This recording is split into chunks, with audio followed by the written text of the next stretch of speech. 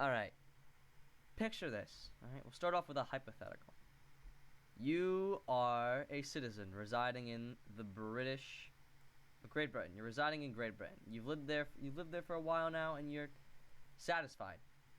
Until you're offered the opportunity of a lifetime. Move to the American colonies and colonize. Become a nation. Not a nation, more so. Set up some colonies in America and make money for Great Britain. At that same time, you can't help but be drawn in by, well, the possibilities that this land brings in. Like, the obvious one being riches. You yourself could be rich by moving to America. Or popular, even. Either or. So, you'd be insane to pass this up, and you don't. You get on the next boat to this unknown land along with thousands of other people. And, well, a few months, years later, eventually, you arrive on American soil. Vast plains, vast lands, vast green, as far as your eye can see. And of course, there's natives there, and a few mountains. You got all this interesting agriculture, all this interesting geography, all this opportunity ahead of you. And of course, you and everyone else, you take advantage of that and you colonize. Now,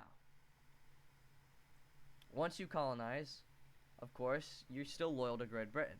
However, Great Britain doesn't really have much for you. They say, hey, we don't care what you do as long as you make us money.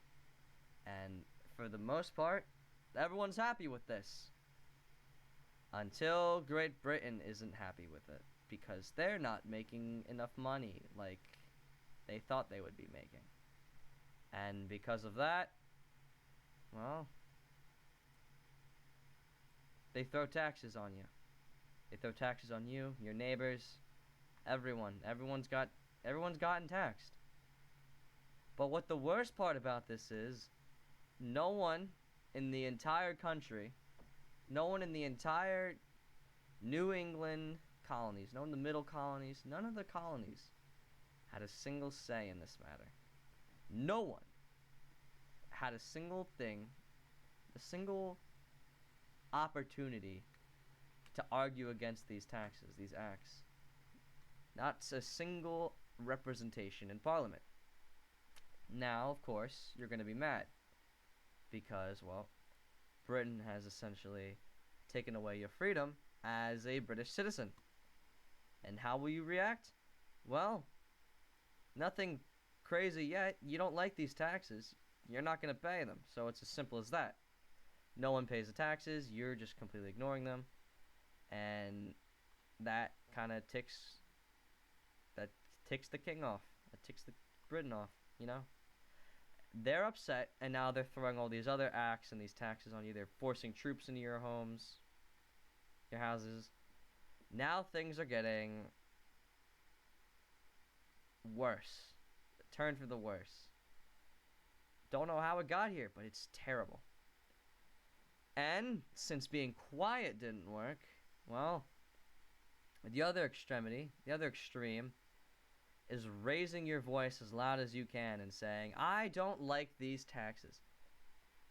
Basically, the American Revolution. You, your neighbors, the people up north, down south, west, maybe east, all around you, all of your neighbors in the New England colonies, all the colonies, all the people, all the colonists have essentially banded together to go against Great Britain, which eventually leads from a war against taxes to a war against, well, Great Britain. Turns from wanting to not give their money away to not wanting to give their freedom away. Now, you might be asking, why in the world did I spend 5 minutes with a hypothetical for my introduction? And to that I say that I've basically just been proving my point.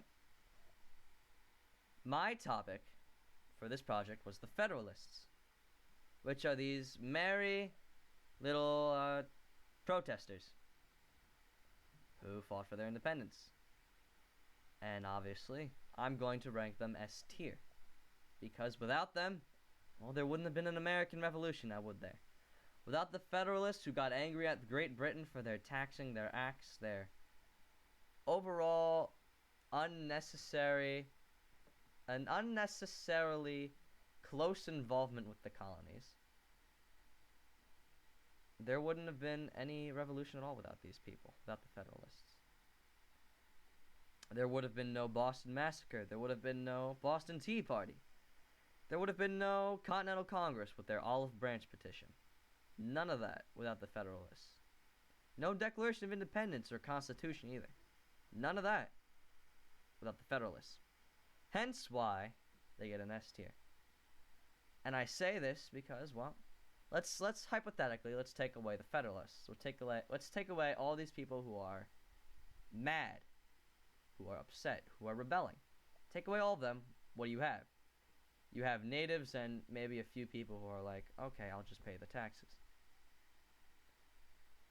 That's not the group of people that will get you American independence. Those groups of people are not the people who will fight for a change in America, in their society.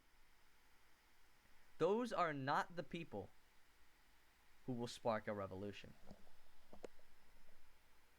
Essentially, Federalists are the only people who would have led to the American Revolution. Now, if that hasn't convinced you enough, I have brought three different examples of Federalists.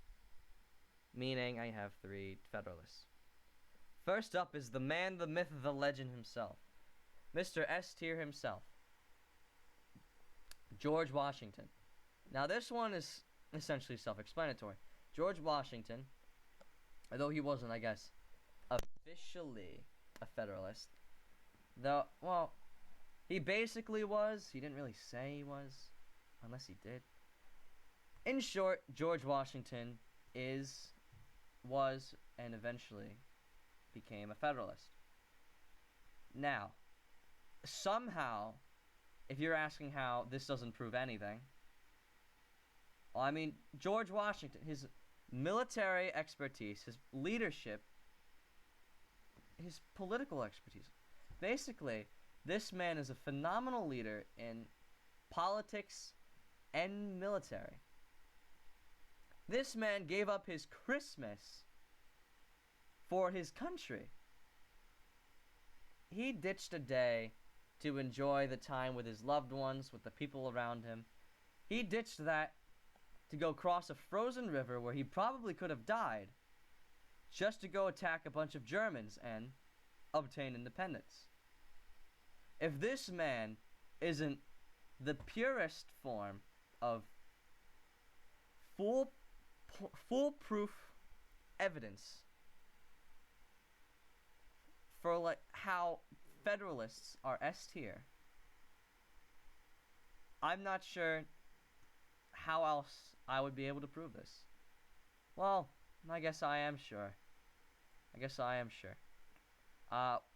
have 2 Federalists left. It's crazy, man. Alright. My second Federalist I've brought to the table is Mr. Benjamin Franklin himself. Now, Benjamin Franklin. What did he do? Well, he was the inventor of the printing press. He was a great author. Well, at least he honed himself to be a great author. Essentially, he wrote. Now, what did that do exactly for the Federalists? Well, he assisted in the writing of, well, the Declaration of Independence. That is one of the key documents used for declaring independence. It's in the name. Without this man, his writing expertise wouldn't have assisted in, well, the forming of the Declaration of Independence. Would have taken a longer time, perhaps. Perhaps it wouldn't have gotten out on time. Perhaps Great Britain would have taken over by then. Well, enough with the perhaps. He also assisted in, well, the Treaty of Paris, which also ended the American Revolution. Without this man, well, what would have happened at the Treaty of Paris? What would have happened? Well, without this author, who's to say what would have happened to the Americans? And his invention of the printing press also helped spread, propaganda, helped spread news. Essentially, this man, the writing genius of the Americans, of the American colonists. Now, I have one more little Federalist to offer to the table. I have Mr. Hamilton himself. Now, if you've watched the musical, I think you would understand why he's great. I haven't seen the musical, so I wouldn't even know if that's true. But my reasons for this man being, well, a great addition to the Federalist cause would be his victory at the Battle of Yorktown. Essentially, he drew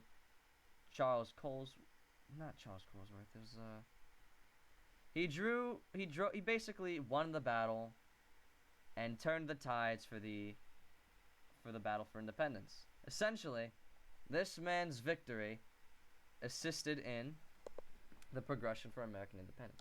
However, that's not the only thing he did. One victory in a battle wasn't the only thing he offered to the table. He also assisted in the drafting of Washington's most critical orders. He helped move to different groups of people. He helped deliver the messages that George Washington was trying to send out. Without this man, some of Washington's orders may have never been delivered. And who knows what would have happened if that just never happened. Without this man, George Washington's expertise, with anything he had to offer to his army, just would not have happened. Just who knows if it would have reached anyone, is essentially what I'm trying to say. And it wasn't just what Washington had to say, it was also various letters to the Continental Congress and, well, just other generals in general. Essentially, Alexander Hamilton was, well, he was a great leader for the Battle of Yorktown, and a great, well, I guess, delivery boy, we could say. Without this man, who knows what messages would have not been received, and what decisions would have been, well, poorly avoided. Well, that just about ends my video. 13 minutes. I spent way too much time on this. But hopefully, it wasn't all in vain. Hopefully, I was able to convince at least someone, maybe, that the Federalists are worthy of an S tier. And I hope you can agree with me, and I thank you for your time. See ya. I don't know how to end this, so you get that. Federalist for S tier.